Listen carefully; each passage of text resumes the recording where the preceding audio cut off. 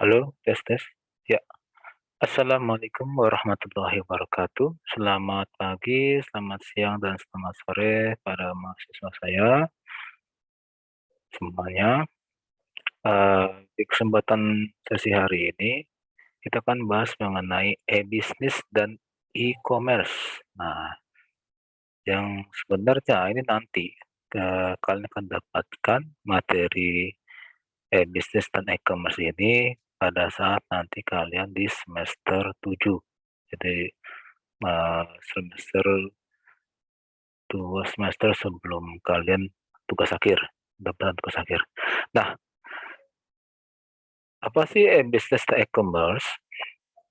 Nah, kita lihat dari pengertian banyak definisi yang diartikan oleh beberapa analisa, beberapa pengamat dan sebagainya, bahwa terminologi e-business atau electronic business ini pertama kali dikemukakan oleh Lou Gerstner, CEO dari IBM. Nah, kalau kita sebut IBM biasanya orang pikirkan, oh IBM itu produk legend, jadi produk lama. Dulu kalau saya kuliah dulu pada saat zaman saya kuliah itu ada sebutan khusus bagi IBM, yaitu ini barang mahal. Kenapa IBM ini barang mahal? Karena memang produk-produk IBM semua tuh nggak ada yang murah. Dari laptopnya pun dulu, laptop IBM zaman dulu pun sebelum dibeli oleh Lenovo pun juga sama. Memang laptopnya mahal tapi barang kualitasnya bagus. Tapi teknologinya ya itu karena penyerapan teknologinya itu nggak cepat, tapi apa namanya, harga yang harus ditanggung oleh konsumen cukup tinggi. Makanya IBM mulai lama lambat laun itu ya tersingkirkan oleh banyak kompetitor lainnya.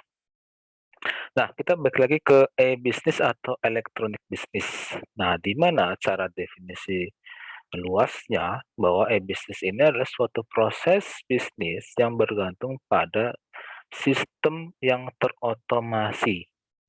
Jadi ibarat sebuah mobil, ya mobil yang sudah ada adaptive cruise control, ada apa namanya lane departure system sebagainya yang di mana mobil bisa bergerak sendiri. Nah, itu sama seperti e-bisnis. Jadi bisnis yang bisa dijalankan secara otomasi. Jadi tanpa ada campur tangan oleh manusia.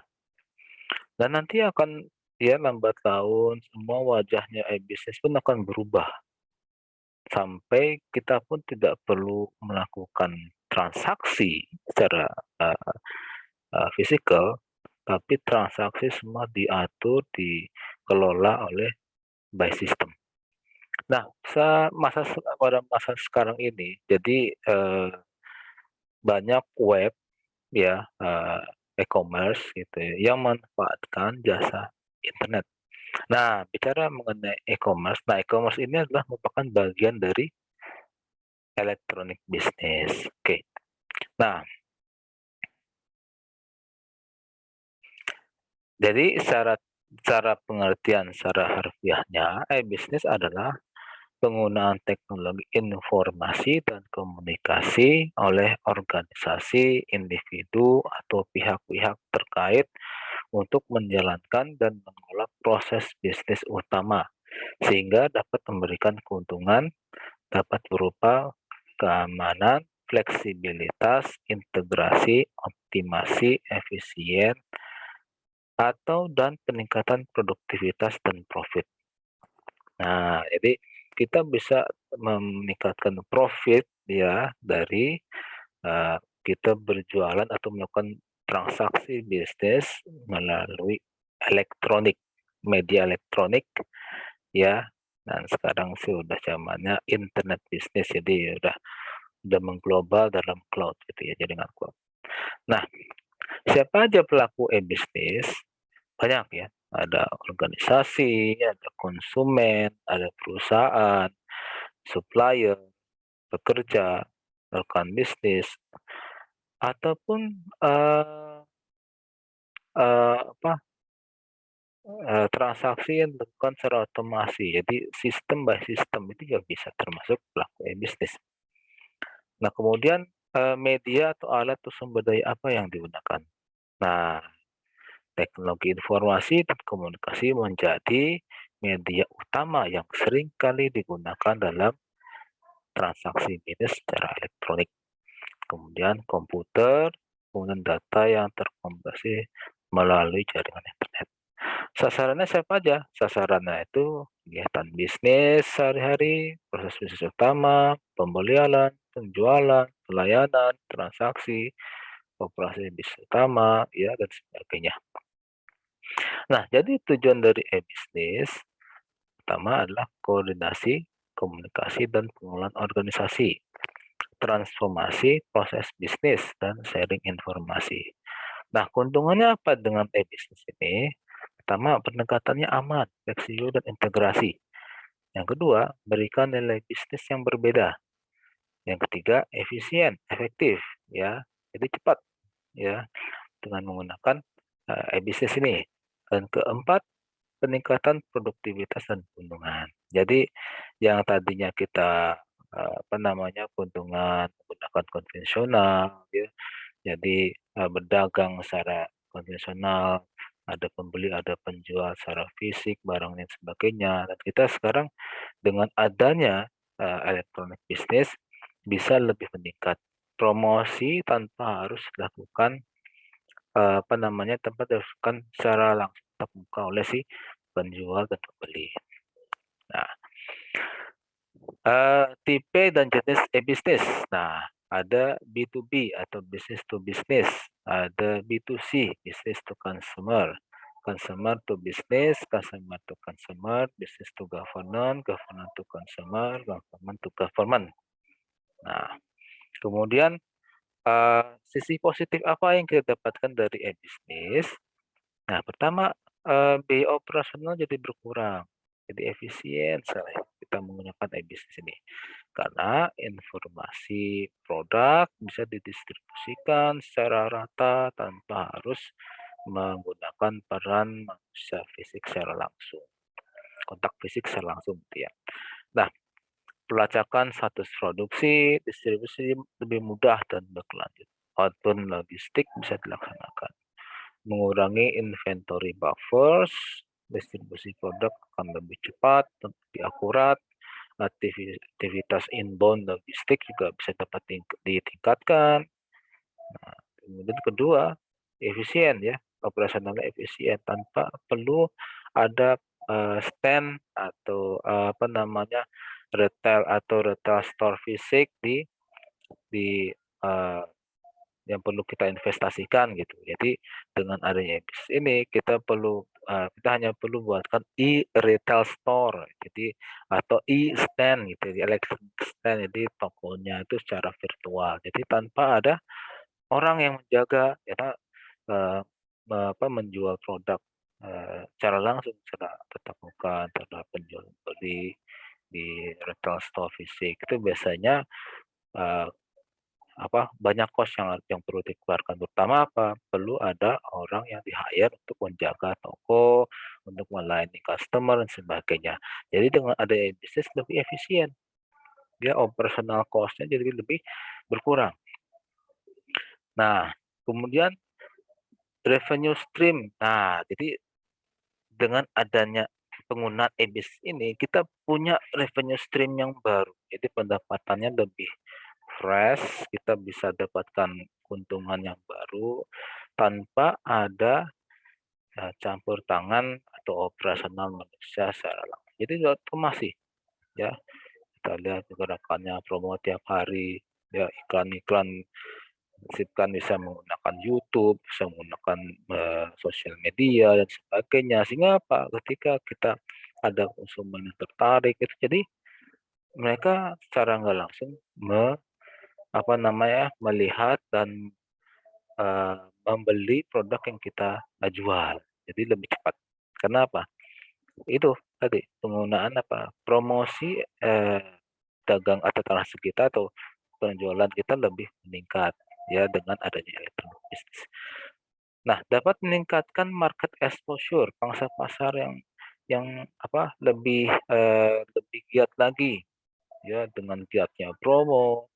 Nah, kalau kita secara konvensional, promonya dilakukan di stand, tempat itu saja. Nah, kalau elektronik bisnis itu bisa menjamah semua semua kalangan dari, eee, dari kalangan menengah sampai kalangan ke atas, gitu. Jadi orang-orang dari berbagai, suku, berbagai, eee, daerah atau berbagai lokasi, berbagai negara itu orang bisa lihat, "Oh, produk kita seperti apa sih?"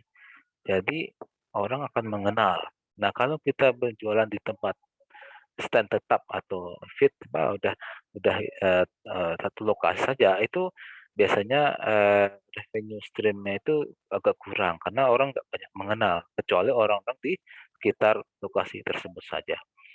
Nah, memperpendek waktu produk cycle, jadi produk cycle-nya lebih, cepat. Karena apa? Karena orang banyak melihat, jadi keinginan akan untuk membeli dan sebagainya itu lebih cepat. Sehingga permintaan banyak, demand-nya banyak, sehingga waktu produksi lebih lebih cepat, gitu. Meningkatkan customer loyalty, ya karena apa, ketika, produk yang kita berikan, kita jual bagus ya, walaupun tanpa ada stand atau retail store fisiknya, tapi kita menjual dengan, eee, antusias dan sebagainya, dan juga kita jual pada orang, pada pembeli itu juga, lebih bagus ya barang yang disajikan, itu jadi orang lebih loyal pada kita. Dan meningkatkan value chain, jadi rantai, rantai atau kita rantai, nilai dari, antara penjual dan pembeli itu lebih lebih meningkat. Jadi antara satu penjual, pembeli itu saling saling berkaitan. Jadi misalkan, kita menjual produk A yang kita bangun dari awal, tapi dengan adanya meningkatnya kebutuhan, meningkatnya demand atau permintaan dari pasar, ini apa? Sehingga kita buka rantai, koneksi baru, ya. Oh, misalkan kita jualan donat misalkan. Nah, seiring berjalannya waktu donat tersebut laku dan permintaan pasar cukup besar, sehingga apa? Oh, kita perlu, toko atau perlu, produsen yang menjual bahan baku yang lebih murah. Sehingga apa? Komunikasi antara supplier, ya, antara, penyedia bahan baku dan sebagainya itu lebih lebih luas, sehingga apa? Kita bisa melihat mana yang lebih murah, mana yang lebih, fleksibel, lebih efisien, efektif, sehingga apa? Mempermudah waktu tadi balik lagi ya, waktu product cycle kita. Nah, jadi, rantai rantai supply dan sebagainya, antara penjual pembeli itu jadi lebih meningkat, jadi lebih luas. Nah, dan 9, dukung ketersediaan layanan 24/7, ya. Jadi kalau misalkan kita hanya buka retail store secara konvensional, ya, kita hanya dapatkan apa, oh, retail store-nya ya buka tokonya itu, melihat waktu saja, jadi dari pagi sampai sore. Nah, kalau kita buka tokonya 24 jam, ya buka tokonya menggunakan elektronik bisnis, itu kita bisa buka acara 24 jam, ya. Misalkan kita pesan pagi ini jam 5 pagi. Nah, kita bisa kirim barangnya itu secara langsung. Jadi, eee, langsung diproses, barang dipesan langsung diproses. Ataupun malam harinya jam 11 pun juga ada gitu ya, yang kayak gitu juga. Karena mengejar, value dan sebagainya gitu ya, orang membuka tokonya 24 jam melalui elektronik bisnis, tanpa lelah gitu ya. Dan meningkatkan pelayanan KPD, pelanggan dan pendukungan purna jual, ya. Jadi, eee, meningkatkan pelayanan kepada pelanggan. Jadi service pada pelanggan juga bagus, sehingga apa, ketika kita, orang beli lagi itu semakin percaya dengan produk kita jual. Efisien, efektif dalam penggunaan SDM, betul sekali, jadi penggunaan, eee, orang gitu untuk menjaga toko, terus sebagai customer service, teller, dan sebagainya itu lebih dikurangin secara, secara cost-nya gitu. Jadi kita nggak perlu hire orang, kita lakukan secara, sendiri pun bisa juga ya, ketika kita menjual produk secara e-bisnis ini. Nah, apa sih yang jadi nilai, negatif dari penggunaan e-bisnis ini? Ya, pertama penjualan informasi rahasia yang berharga. Nah, itu kalau, eee, penjualnya ya nakal gitu ya, tiba-tiba ketika dia menjual barang dia minta data pribadi dengan alasan, oh, alasannya jelas gitu ya. Misalkan alasannya, karena Bapak merupakan, loyal pelanggan yang loyal gitu ya, sehingga dia memberikan, eee, promo atau memberikan, voucher, memberikan hadiah sebagai apa, reward kepada pelanggan, itu is okay. Tapi kalau hanya sebagai, "Oh, Pak, kita, simpan datanya saja," gitu ya, tanpa ada informasi ya yang jelas gitu ya, maksud alasan yang jelas, hanya sekedar menyimpan info, itu bisa juga dijual itu ya info tersebut pada pada pelanggan yang lain, pada pihak kompetitor lain sebagainya gitu ya. Nah, itu banyak sekali yang diterapkan oleh pihak perbankan gitu ya. Ya, makanya banyak gitu ya, eee, pihak kartu kredit ya, perbankan yang, menawarkan kartu kredit dan sebagainya pada bank, padahal kita nggak pernah merasa kita membuka rekening di situ ya, tapi tiba-tiba ditawarkan. Nah, kita mesti klarifikasi ya, gitu, informasi pada orang tersebut, "Ini Anda dapat data-data itu dari mana?" Gitu ya. Saya nggak pernah, buka, nggak pernah, membeli atau menyimpan, uang saya di situ, kenapa kok bisa tahu? Nah, itu bahaya juga itu ya. Makanya perlu ada konfirmasi kepada pihak pihak tersebut. Kehilangan kesempatan bisnis karena gangguan pelayanan. Nah, itu bisa jadi, ya karena, secara 24 jam menggunakan jaringan internet itu bisa saja, makanya dibutuhkan jaringan yang stabil. Nah, kalau bagi para pegiat elektronik, commerce gitu ya, nah itu ada baiknya menggunakan, jaringan internet yang stabil. Ya tentunya menggunakan, eee, apa namanya, internet internet kabel ya, desain layanan internet kabel dan sebagainya. Jadi yang bisa mensuplai, yang bisa mendukung, kegiatan transaksi secara secara online gitu, secara stabil. Nah, kehilangan kepercayaan dari para konsumen. Nah, ini banyak faktor ya, jadi faktornya banyak. Bisa jadi misalkan ternyata dari awal kita menjual itu sudah tidak bagus. Kenapa? Konsumen pun juga, eee, jadi hilang rasa, "Oh, ingin membeli lagi." Makanya pentingnya kita membangun loyalitas pada pelanggan. Image awal kita menjual produk ya, image image awal kita memperkenalkan produk itu sangat penting ya. Sehingga apa, pembeli itu akan kembali lagi.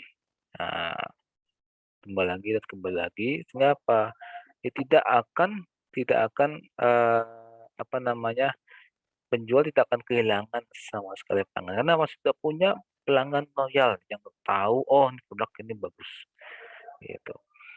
Penggunaan akses ke sumber oleh pihak yang berhak. Nah, ini biasanya, banyak hak ya, makanya kita pilih jasa e-commerce yang sudah proven, sudah terbukti ya, udah, eee, ter apa, terdaftar oleh pihak otorasi ya, pihak, legalitas dari, pemerintah sebagainya, itu penting sekali.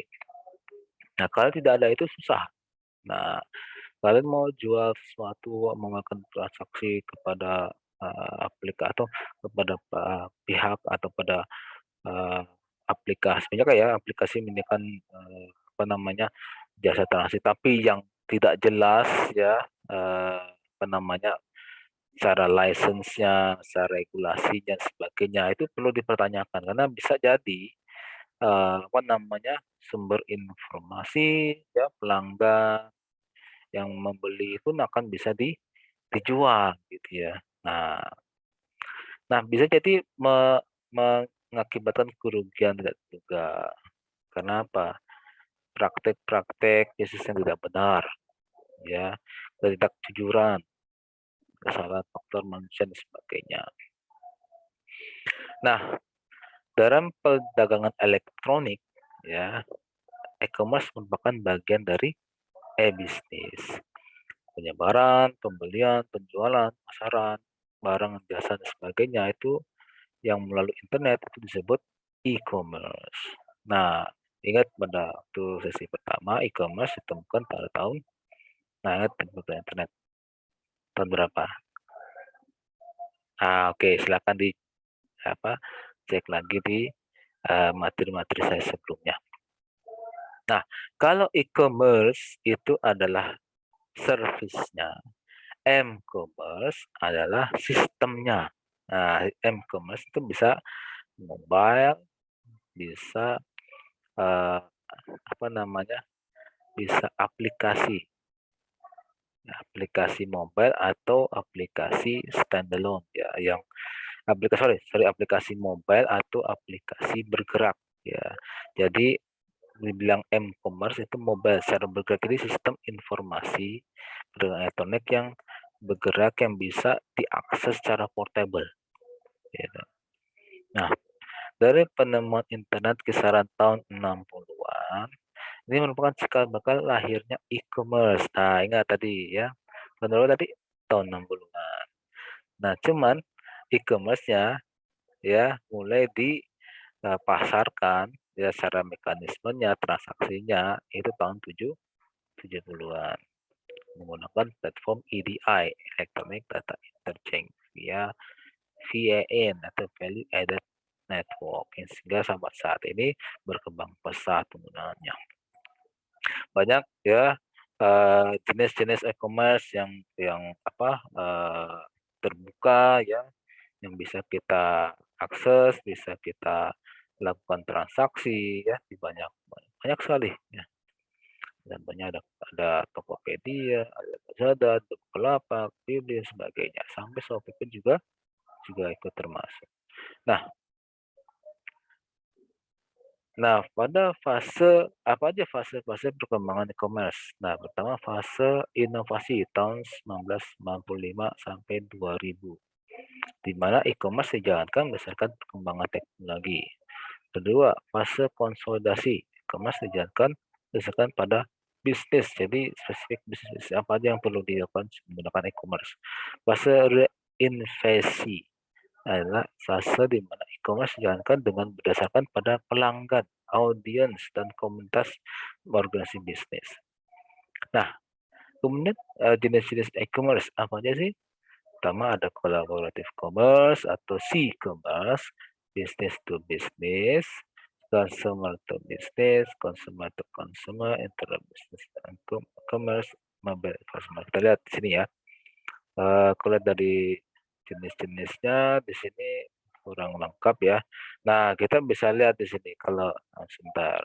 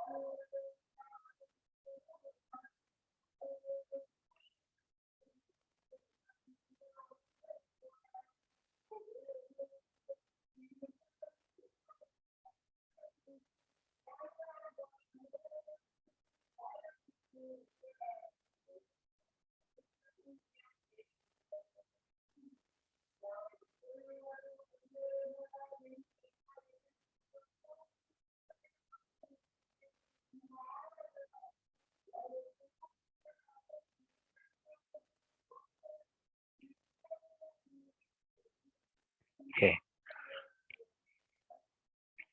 sebentar saya siapkan dulu. Nah,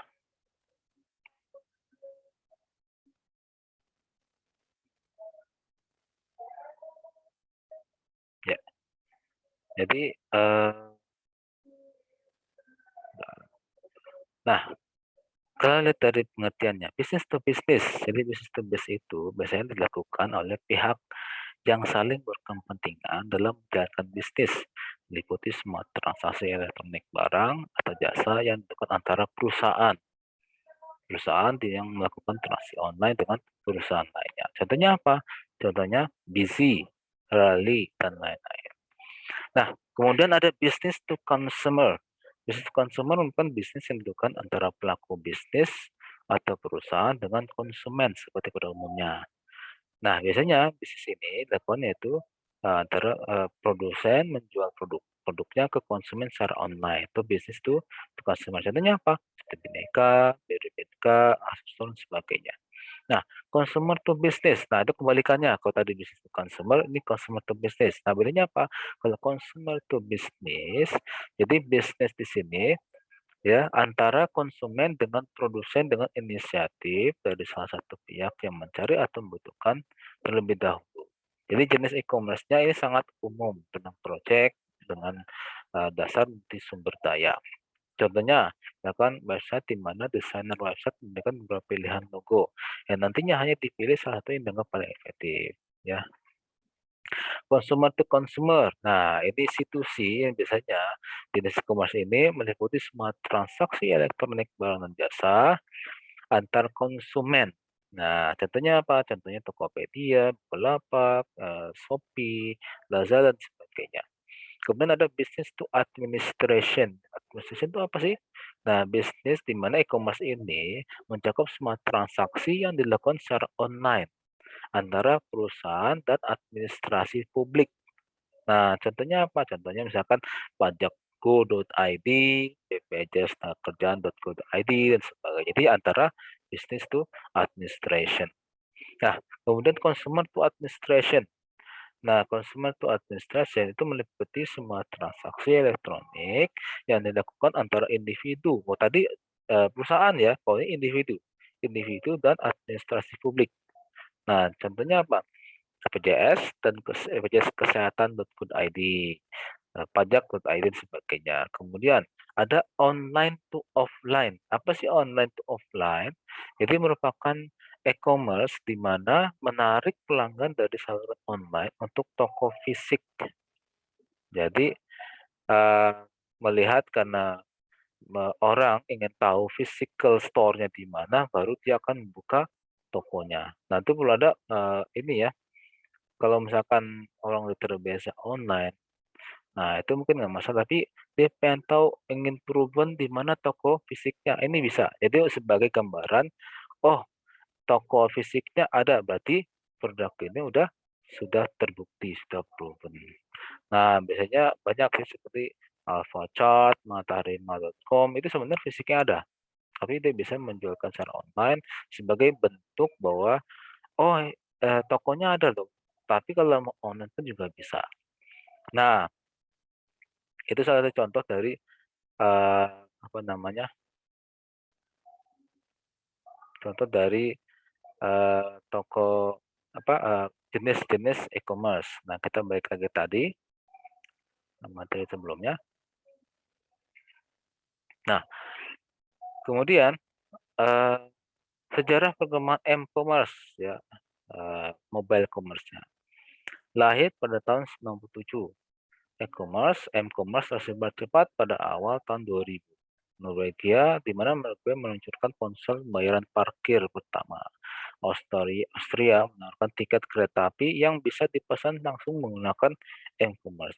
Jepang juga sama, juga menawarkan mobile, ya pembelian tiket penerbangan cara mobile yang sekarang lebih banyak ya, seperti Traveloka dan sebagainya juga merupakan satu fitur di mana kita bisa booking tiket menggunakan mobile commerce. Nah, kemudian dua platform komersial nasional diluncurkan pada tahun 99 seperti Smart Money, NTT Docomo, iMode, sebagainya. Konversi pertama ditonton pada bulan Juli 2001. Kemudian dalam rangka mengeksploitasi perkembangan pasar ponsel, potensial produsen ponsel bekerjasama dengan operator untuk mengembangkan WAP pada smartphone. Sejak produk iPhone, e-commerce telah bergerak jauh ke aplikasi nyata. Nah, so apa sih keuntungan dan kelebihan dari e-commerce? Nah, kelebihan itu ya. Kelebihan yang pertama adalah produk dan layanan bervariasi. Jadi banyak ya produk yang kita bisa jual macam-macam dan sebagainya. Sehingga pelanggan juga bisa memilih. Nah, mempersingkat rantai distribusi, penyebaran lebih mudah, brand lebih dekat dengan konsumen, peningkatan kualitas layanan, belanja bisa dilakukan kapan saja dan efisiensi dalam dalam biaya. Kekurangannya apa? Nah, kekurangan utama adalah saling ketergantungan dalam penggunaan teknologi. Kurangnya undang-undang mengenai e-commerce, budaya pasar yang berubah dari konvensional menjadi e-commerce, e-bisnis ya. Hilangnya privasi, cakupan wilayah, peta identitas dan peragaman negara. Rawannya transaksi bisnis online, kurangnya akurasi produk sesuai asli. Nah, ini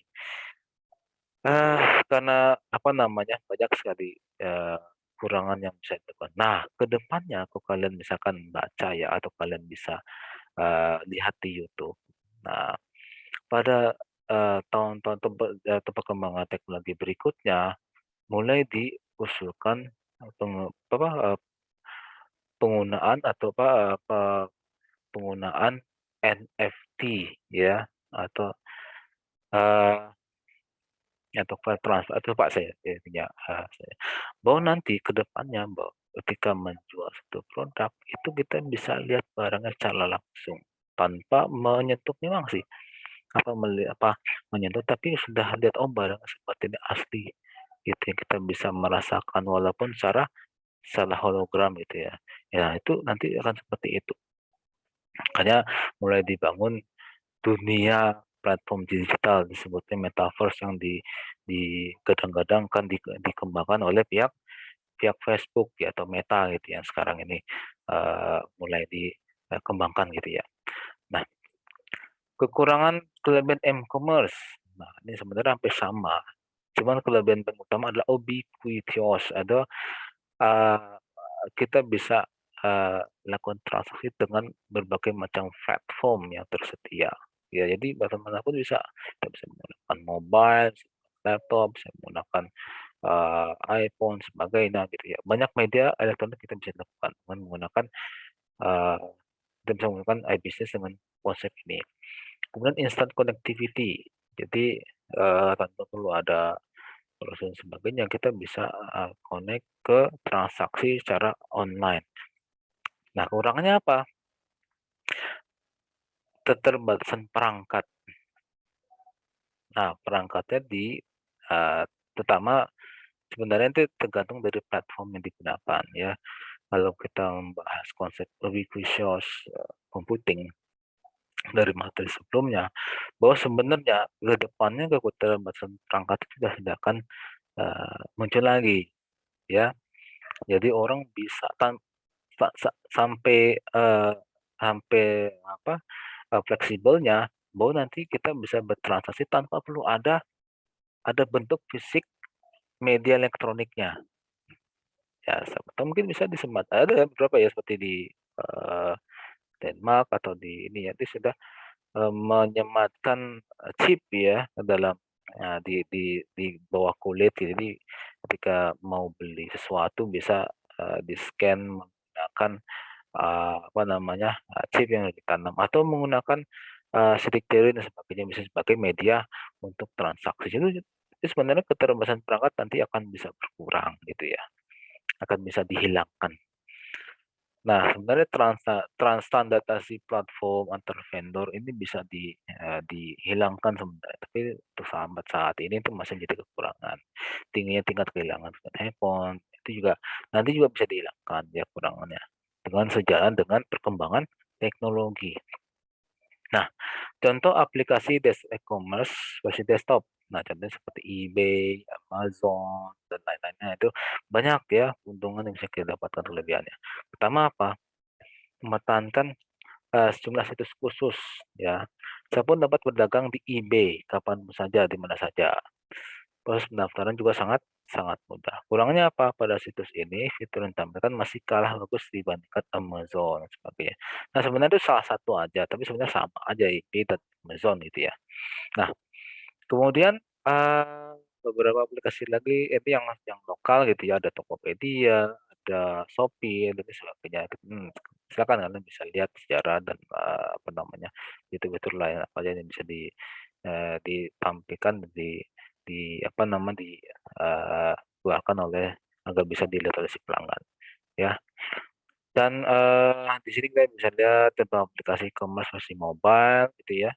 Kemudian lihat di sini top, shoppers top, aplikasi atau platform atau m-commerce yang banyak sekali dilirik oleh masyarakat. Ya, ini bisa dilihat rankingnya dari kuartal pertama 2019.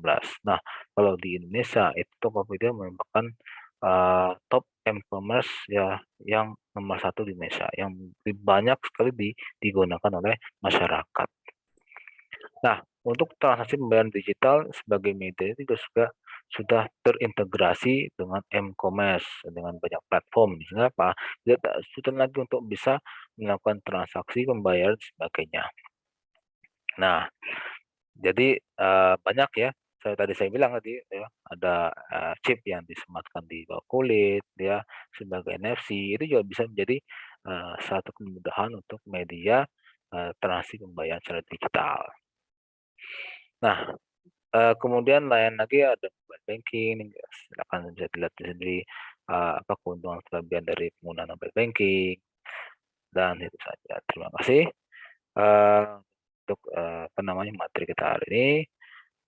Silakan dibaca-baca lagi, silakan ditelah lagi. Nah, berikutnya kita akan bahas mengenai, materi berikutnya adalah mengenai perkembangan teknologi informasi. Oke, wassalamualaikum warahmatullahi wabarakatuh.